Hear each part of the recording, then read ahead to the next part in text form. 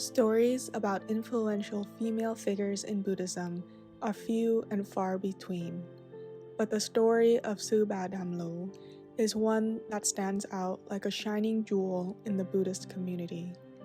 She made a tremendous difference, not just in San Jose, but in the United States, Vietnam, and all around the world. Her lasting impact has inspired monastics and lay people alike. Her gentle compassion and engagement in the community, a true testament to the Buddha's teachings.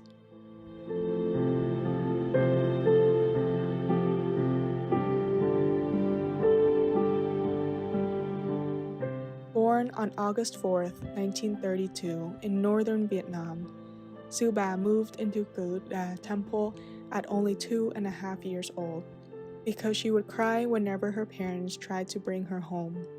Her teacher, Sư Cô Đam Song, believed that education was very important in Buddhism. This belief was unprecedented during a time where the woman's role in society was limited to being a housewife and mother. This education would later play an important role in Suba's own practice. Suba was ordained as a novice nun at 16 years old, traveling to nearby temples for her Buddhist education. At 19 years old, 1 year before the customary age requirement, she was ordained as a nun, or Theikoni, due to her rapid growth and knowledge as a Buddhist student. Along with her teacher, Suba witnessed the founding of the first Buddhist school for nuns in southern Vietnam. There, Buddhist scripture was taught alongside Western education, and Suba graduated in 1960 with her high school diploma. She went on to further her Buddhist studies, but was interrupted by political unrest, and when she protested for religious freedom, Suba was briefly arrested and put in jail before being later released. In 1964, Suba was selected to study abroad in Germany with full scholarships under the Vietnamese Unified Buddhist Church. She studied social work in West Germany for 5 years, saying, "I love children and I wanted to have some knowledge of social work in order to help them effectively." Then, Suba returned to Vietnam in 1969 and was elected as president for an orphanage called Lam Tê Ni to provide for children who were displaced during the growing war. Even with the fall of Saigon in April of 1975, she secretly arranged for the children's needs at the cost of her own safety.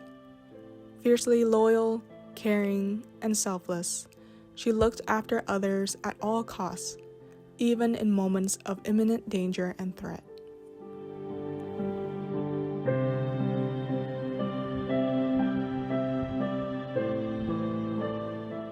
In 1978, Suba disguised herself as a lay woman and boarded an escape boat which led her to Malaysia. During this difficult and life-threatening trip, she witnessed the Buddhists around her struggle with their fear and anger, causing one another lots of suffering when they had to fight for basic needs like food, water, and space. No one knew she was a nun, but she vowed not to engage in these fights. Once they landed in Malaysia, Suba went against what everyone was doing and instead used her own personal money to help others. She cooked vegetarian food for them and bought them clothes. She gave hope and love for others, even though she was in the same situation as them, therefore embodying the Buddha's teachings without preaching a single word about religion. With only $20 in her possession, Suba finally came to the United States in 1980. She was sponsored by Wat Hung Thich Thanh Kác and stayed at Yak Min Temple in East Palo Alto, California for 3 months. Wat Hung then advised Suba to relocate to San Jose in order to start her own temple in 1981. She continued to help refugees who had arrived after her and used a small rental house as a humble temple. The living room served as the Buddha hall, and a modest tent in the backyard was a multi-purpose space for meals, Dharma talks, classroom studying, even a bedroom for guests. In order to make ends meet, Suba would collect glass bottles and recycled materials to redeem for money. She built the temple penny by penny, always motivating people to practice. As time went on, the Vietnamese community got more involved in the building of the temple. Many people would come to her for counseling and guidance when they were homesick or experiencing struggles in this new country. She encouraged them not to blame others, just as she had experienced in Malaysia, and listened to them deeply to alleviate their pain. Over time, Suban noticed that young children growing up in the US were losing their Vietnamese cultural roots and language. They would follow American trends and speak English to parents and grandparents who didn't understand the language. Seeing this, Suba decided to open a Vietnamese language school at the temple, the first of its kind. Her school became rapidly popular, especially since she offered lunch and sometimes dinner for the students, which was a great help for parents. She wasn't afraid to adapt monastic precepts accordingly to meet modern needs out of compassion.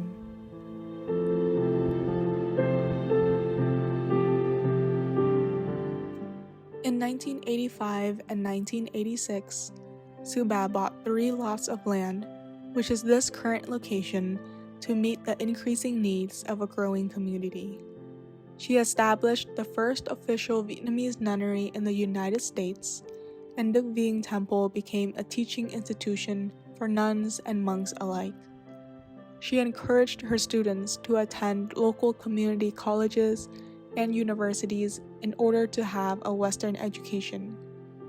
Her progressive background in education and literacy paved the way for her students to become great Dharma teachers and scholars all over the world.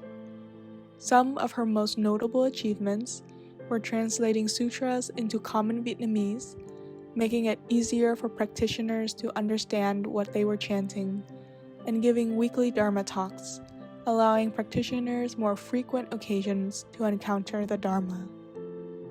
Although some of these changes were controversial at the time, it is thanks to Suba's ideas that other temples across the US and around the world have done the same.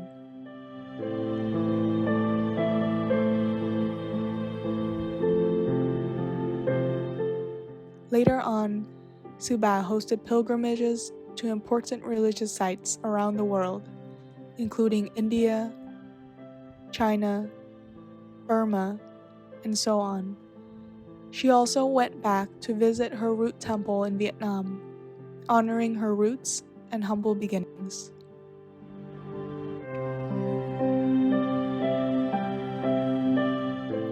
Despite her numerous successes, Suba was down to earth, approachable, and genuine. She lived a simple life of few material possessions and was never attached to fame, formalities, or titles. She skillfully practiced around both praise and criticism. However, her compassion was not weak and passive. Instead, she was fierce and courageous in the face of adversity.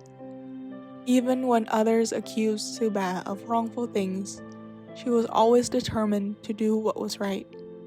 She loved everyone, even those who hated and threatened her, just like a bodhisattva would.